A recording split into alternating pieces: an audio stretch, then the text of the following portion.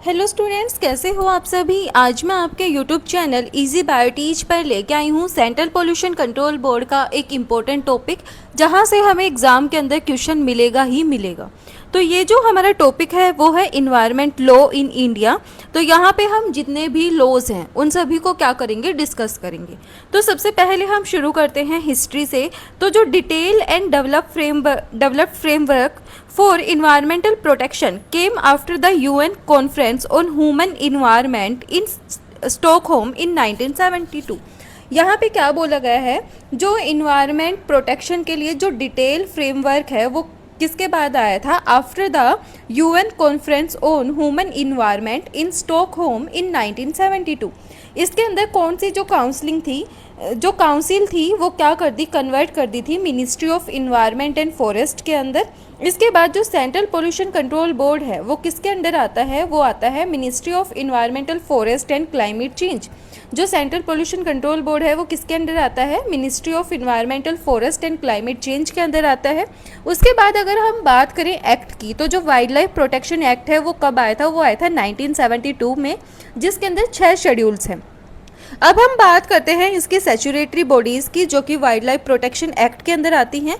तो कौन कौन सी हैं, central zoo authority, wild life crime control bureau, national tiger conservation authority, national board for wild life and state wild life advisory board.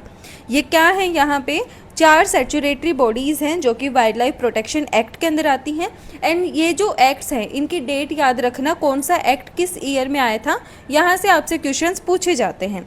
उसके बाद आता है यहाँ पे जो water prevention and control of pollution act है वो 1974 में आया था। इसी के अंडर जो सेंट्रल पोल्यूशन कंट्रोल बोर्ड है और जो स्टेट पोल्यूशन कंट्रोल बोर्ड है उनकी क्या हुई थी, एस्टेब्लिशमेंट हुई थी।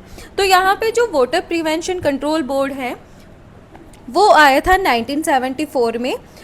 और जो वाटर प्रिवेंशन कंट्रोल एक्ट है उसके अंदर 8 चैप्टर्स हैं, जिसके अंदर 64 क्या हैं, सेक्शंस भी हैं। अब यहाँ पे जो air prevention and control of pollution act है वो 1981 में आया था। इसके अंदर अमेंडमेंट हुई थी और उसके बाद नॉइस पोल्यूशन को क्या किया गया था, एयर पोल्यूशन कंट्रोल एक्ट है उसके अंदर ऐड किया गया था और 1987 में इसको क्या किया गया था, ऐड किया गया था। उसके बाद हम बात करें इन्वायरमेंटल प्रोटेक्शन एक्ट की, ये आया था 1986 में। फिर हम बात करें नेशनल ग्रीन ट्रिब्यूनल की, ये आया था 2010 के अंदर। जो बायोलॉजिकल डाइवर्सिटी एक्ट है वो 2002 के अंदर आया था। सॉलिड वेस्ट मैनेजमेंट एक्ट 2016 के अंदर आया था। और जो ozone depleting substance regulation and control rules हैं वो आया था 2000 के अंदर। फिर हम बात करें यहाँ पे कोस्टल रेगुलेशन जोन नोटिफिकेशन की, वो आया था हमारा 2018 के अंदर। एनर्जी कंजर्वेशन एक्ट आया था 2001 के अंदर। ST and other traditional forest dwellers recognition of forest right act, ये आया था 2006 के अंदर। फिर हम बात करें फॉरेस्ट कंजर्वेशन एक्ट की, ये 1980 के अंदर आया था। उसके बाद जो पब्लिक लाइबिलिटी इंश्योरेंस एक्ट है वो 1991 के अंदर आया था। फिर यहाँ पे आता है कंपनसेटरी अफोरेटेशन फंड एक्ट, ये 2016 में आया था। इंडियन फॉरेस्ट एक्ट 1927 के अंदर आया था। याद रखना, फॉरेस्ट कंजर्वेशन एक्ट 1980 में आया था और यहाँ से ज़्यादा क्वेश्चन पूछे जाते हैं। फिर उसके बाद जो नेशनल फॉरेस्ट पॉलिसी है वो 1988 के अंदर। उसके बाद जो बायोमेडिकल वेस्ट रूल है और ई वेस्ट मैनेजमेंट रूल है वो दोनों 2016 में आए थे। इससे पहले हमने सॉलिड वेस्ट मैनेजमेंट रूल की बात की, वो भी 2016 में आया था। फिर हम यहाँ पे बात करें protection of plant variety and farmers right act की, ये 2001 में आया था। और एक जो एनर्जी कंजर्वेशन एक्ट है वो 2001 में आया था। उसके बाद जो नेशनल क्लीन एनर्जी फंड है वो कब लॉन्च हुआ था, वो हुआ था 2010 के अंदर।